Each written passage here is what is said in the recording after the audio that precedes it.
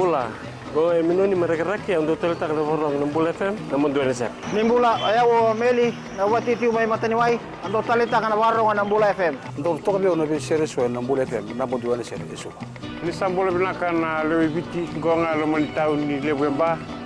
Ngango musim bola roko-roko ando talita ka na warong ng Bula FM. Bula FM Number 2 NSR. Bula FM number 2.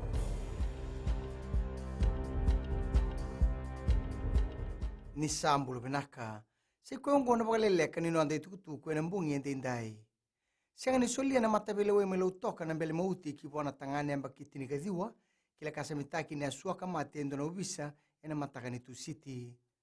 obili moni lala oboma amba kitini kaziwa e sambete kitu na ndona thala ni lamba katau tele tunga bua e tolu tel na bembeta kinduindui kina rotel na kisi erere na matabele we lo toka na matakani kuwa ka kere na mbele mauti merao kina ni laki kere bubusoti kina nona mata bubalo siutama ni mate walu no bisa kama ilenga kila kasa mitaki ni alambati ni mate walu mai bailala oboma ena Churchill pakelo toka olala oboma e asenga imbele moti tunga ena singa moniti ena ndua nakisi ndui ni oti toka e bidene aua enga kila kasa mitaki ni anga ilaki mutako tale kina nimbera ni ngai poedora na lamba e kila kasa mitaki tiko kina Warita no bisa ka tauricho suala lobaki bakabesu ni araithi la lobaki ni arabitu enandu na mbai enangoni sala na Carnarvon Street e suba kalingana tu e serena ene karuni September ni ambak saoti kayo constable Peter Mbese kina mata belewe yadhake e suba ni taumbale tiko mai ni rauta na van ena mataka enangauna e redha kina na osos ni ngoni sala ena Carnarvon Street kaya ni araithi endu na lori ka ni keletu karasasanga bonto tiko e loma e bana leuni bonua tukun talangani ntuana e lewa e akai kaila tu e nandel ni matini kuria kakai ni anga e kadhibi la lobaki o e lewa e rabitu la lobaki e nantuana mbai ka baka me mosi tiko na serena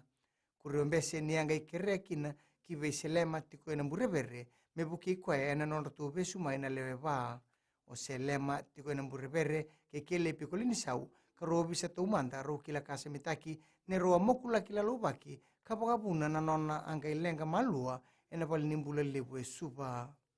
sato so ena kisi mena ngai rongo di tale na tu city ni madha o meongo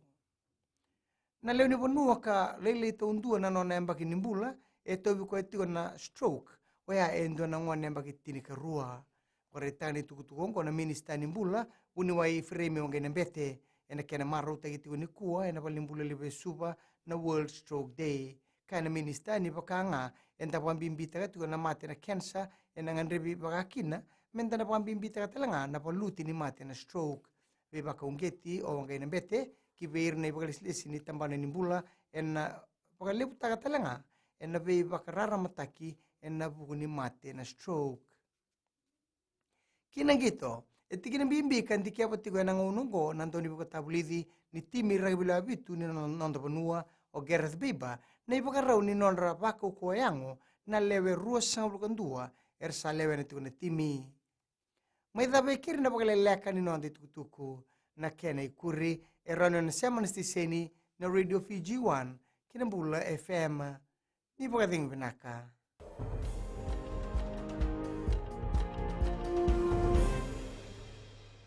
Bula na lang ko siya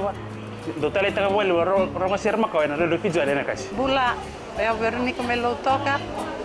dotale bio na radio fijuan ando mai biti na vango merre telawa go ngai tabua ando tale taka na rongo na radio fijuan ando mai biti Bula go ngai no keimba ando tali taka wale na warong na radio fijuan ando mai biti na wale ana dango saniter kwati ando tale taka bakalebu na warong na radio fijuan eno sorry Radio Fiji 1 nandomo iviti